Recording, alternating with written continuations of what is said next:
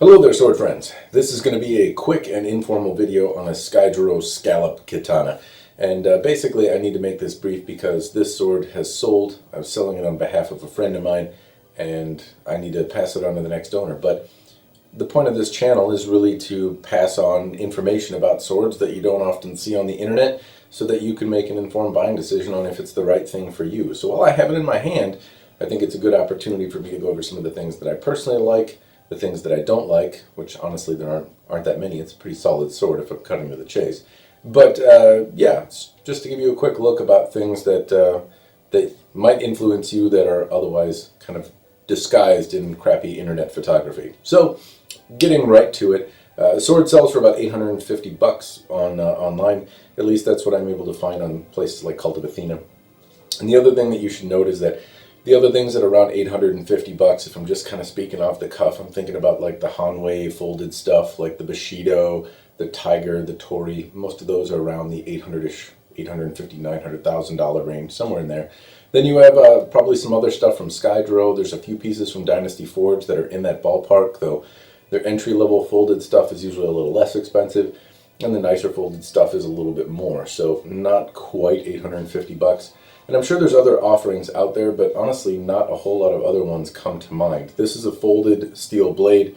Folded doesn't necessarily make it cut better or do anything better, but it's an artistic quality in a sword that a lot of people look for and like. It doesn't inherently make it better. Generally speaking, it involves a little bit more time to make, but in performance characteristics, it doesn't make it cut better. So the fact that it's folded, though, means it's tough to compare to other things that aren't folded and might cost similar amounts. Anyway, those are just the folded things that come to my brain. So without really further ado, I'll go over some of the things that I like and don't like. So if I start at the top, the Kashra, these are cast fittings pretty clearly. I think they're made from brass or something to that extent, but they're pretty well cast if I'm looking at this correctly. It doesn't appear glued on, but it's very tight. I like to see that. The lines are crisp, but nothing is poorly done and it doesn't bite into my hand when I hold it. The lines in the transition to the Ito are pretty good here, and that there's no ledge or anything that catches on my hand. If you're holding the sword and moving it around, if you're using your pinky a lot to move the blade, if it catches, it can be an irritation.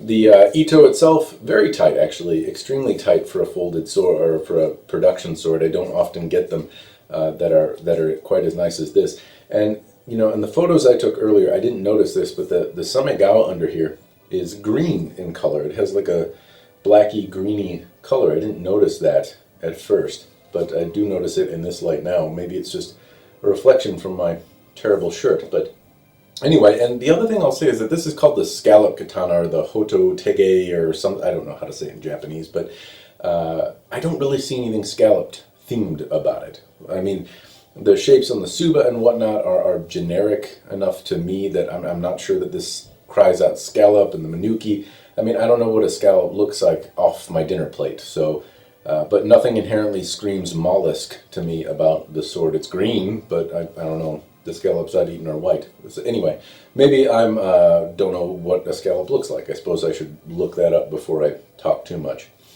The fuchi and the transitions here are good. I mean, I can make out that there is a panel under here, which is, I guess, good because it means that the Ito is tight, but it's also, you know, you'd like to see a full wrap of samegawa, but nothing really at $850 does that. A full wrap of samegawa is this ray skin underneath the Ito, these little nodules. That's the samegawa, and they usually put them in a panel so that, you know, it gives the aesthetic appeal, but that samegawa, when it's in a full wrap, makes a very rigid, hard structure, and it enhances the overall structural integrity of the handle and makes it less likely to break and whatnot. But the transitions between the Ito on the fuchi up here are good. The transition between fuchi and koiguchi, or the mouth of the saya over here where the blade goes in the scabbard, there's a little bit of an unevenness here. It's better on this side, but there's a lump on this side, or a kind of an uneven transition. Not something that I've seen in Skyjiro. Most of the time they get that done a little bit better. The black lacquer appears really good. There's a horn koiguchi or kojiri on the end here. That's a little horn cap. I don't really spot it under the lacquer, except for there's a chip, and I can kind of make it out through the lacquer here, but otherwise you wouldn't see it. It's nice deep black buffalo horn. The saya shows fingerprints really easy, the thing I don't like about gloss sayas, but at the same time, they slide in your obi well, they're easy to clean. This sageo is not the original sageo. I don't believe it's a nicer one. There's a horn kurigata on this. That's the little handle that the sageo ties into, and it's on there pretty securely. A lot of times those crack, they're just glued on and then lacquered over, and for whatever reason, it's a hot spot for damage to sayas. A lot of times they get cracked and torn up because the knot's tied too tight. So the fact that it's not is a good sign. After that, the tsuba, it doesn't rattle or anything like that. It doesn't move around, and the saya holds the habaki well. The habaki is this brass blade collar right here, and so this mouth area here where it slides in is supposed to hold it in such a way that you could turn upside down. If this was on your belt, you'd be able to bend over and not have your blade fall out. Especially dangerous if you do, because you have like your instinct is to grab it, and that doesn't usually bode well. It happened to me once, actually. I was walking around outside doing dumbass things, and one fell out, and I grabbed it, and I got my finger a little scuff. I grabbed it and was like, nope, bad, but too late. Anyway, that's not a story that's really relevant, other than it's bad if you do that, and this one holds about right. At the same time, you don't want it to be too tight, because you need to be able to push it open with your thumb. You need to be able to draw the blade, and this one holds, I would say, about right. It's a nice, comfortable, even pressure with my thumb to get it out. It does seem like the saya catches ever so slightly. It starts, there's a little bit of tension right here, but not so much that it's really binding, but it does have a little noise. And it's a little tough to make quiet.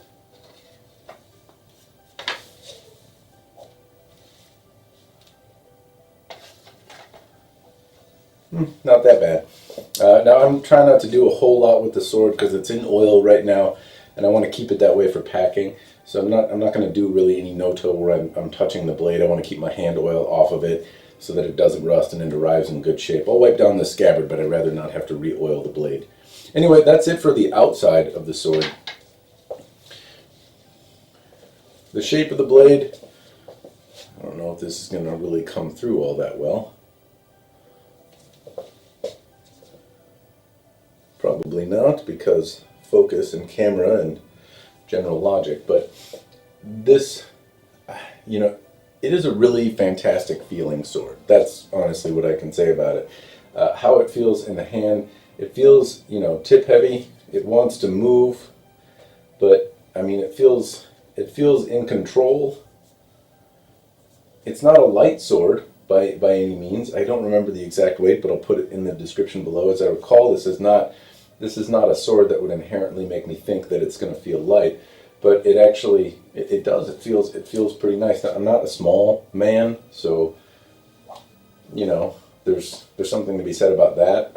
I tend to favor blades, or don't necessarily always notice the weight the way somebody that's not a big sausage fingered man would. But what I can say is that in terms of balance control, it feels like I can control the blade. The planes on the blade are actually pretty flat and even. The polish, I like. This blade has been used, which I like to see because it's been used and I can see what the effects of that are.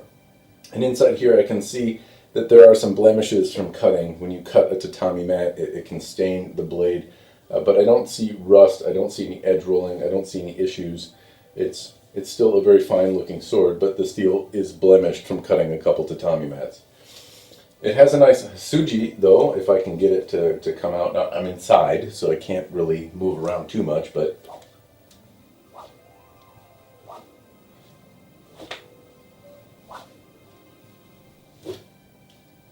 yeah, it's nice. It feels comfortable in the hand. I really like the feeling. It's tight, it feels good. It's a nice length, and the folding and the patterns in the steel overall are pretty nice. There's no wiggly habaki. That's just something I noticed on other Skyjiro blades that I've had, in that the habaki was a little wiggly, or that there was space. Here everything is nice and tight. Handling wise, I really can't explain why the sword feels as pleasant as it does. It has a nice shape. a nice kind of curvature. It looks like the curve is more at the base than in the middle of the blade, so that's koshi-sori, but it doesn't give me that real impression though either. On any note, that's really, in terms of how it feels in the hand, it feels good, and I'm really riding my finger up here at the tsuba. The tsuba has these little ledges and stuff in them, so if I'm keeping my fingers in there, they kind of run into my knuckles a little bit, but it feels like they've kind of been sanded down ever so slightly so that they don't really grind my knuckles away or dig in too much. That's always something I'm concerned about with these intricate tsuba and whatnot. They look pretty and they're nice, and you're not supposed to keep your hand jammed up in the tsuba, at least not with most styles, I think, but I'm not an expert. Still, I'm worried because my hand tends to ride up right next to the guard, and I'll get my fingers all cut up if I'm doing, especially if I cut into something or if the blade stops and my hand jams into the tsuba.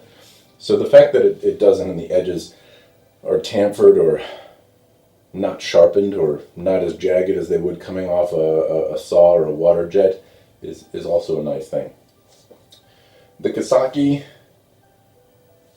I'm just talking about the overall aesthetics and blade polish, I skipped over that a little bit, frankly. I'll have to fix that in editing. The planes on the blade, I mentioned earlier, are nice. The edge geometry, you know, I don't see a lot of niku in here, but I don't think it necessarily, I don't know exactly what level of meatiness the blade has. The hamon and hata are pretty easy to see. This room is dark, and I'm able to make it out pretty easily without really holding it up to the right kind of light at all. And I can even make out the hata, so it's a pretty bold pattern. The Kasaki seems reasonably well polished for a blade of this level. And the other thing I have to keep in mind is that for a polish like this is an $850 sword, and I know $850 sounds like a lot of money, but it's really not. $850 can get you a lot in a lot of different ways. You might be able to find a really nice antique wakizashi in full koshrai or full mount in a decent polish for $850. From a historic study aspect, that's great. But $850 in terms of functional production katana that's folded doesn't really always get you a lot. And I've never found that Hanwei, one of the major competitors here, they always have these kind of ripply surfaces in the blade. And the Kasaki doesn't seem to be as well polished. The Yokota isn't as well defined. So in terms of the finish level on the blade itself, I think it's better. The Bushido, I think, actually feels better than this in the hand a little bit, but not a lot. I mean, this is not something that I would describe as light. It does feel good, but it's not so light that I'd want to do thousands of repetitions, but I could use this for Yaito, I could use this for drawing or kata practice. And in terms of cutting, I wasn't the one that cut with it. Supposedly it cut quite well. The other Skyjiro blades that I've had that were similar to this cut pretty well. So I certainly don't doubt that, and I wouldn't hesitate using it on harder targets, but it's also not a big, wide profiled, competitive tatami cutting grass lawnmower blade either. So it kind of falls in that realm of, if you want a sword that's good for cutting and that you can use for practice and isn't too heavy, this seems like a very strong option. I said this was going to be brief, and it really hasn't been, so I'm sorry about that. But let me wrap this up. I usually try to answer the question, do I personally think it's worth it or not? And this is subjective, and it's based on me and my opinion, but suffice to say, yeah, I think it's worth it. If I answer that more deliberately or with more information, that's because when I compare it to other things in the market that are of a similar aesthetic, i.e. it's a folded blade, and it's a blade that's kind of in the middle. It's not just for Iaido or kata, and it's not specifically for tamashigiri. It's not a really wide profiled lawn mowing kind of blade. I look at the other offerings out there, and this one misses the mark a few times, but most of the time a lot of the other companies miss a lot of marks. The Ito might be really loose, and this is very tight, very usable. Nothing feels cracked or wiggly. If I'm going to be drawing a lot with it, it feels like it's a very solid blade to do that with.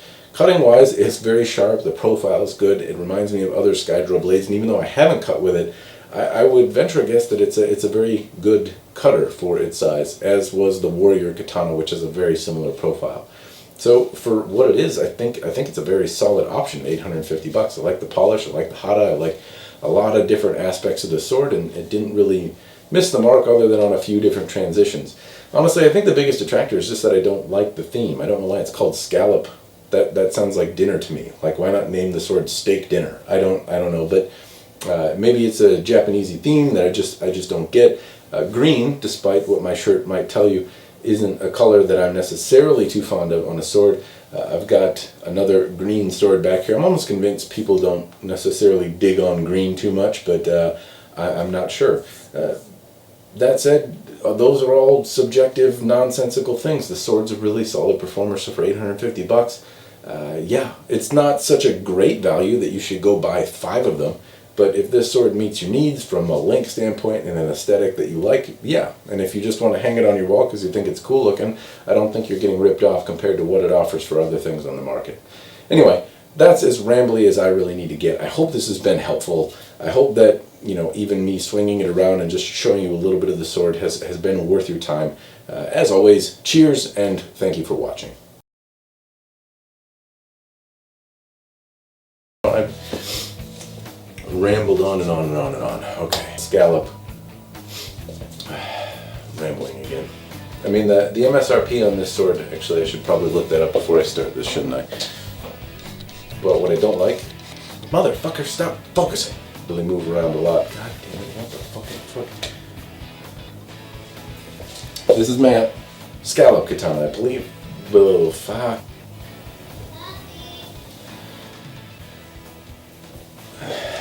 Yep, coming.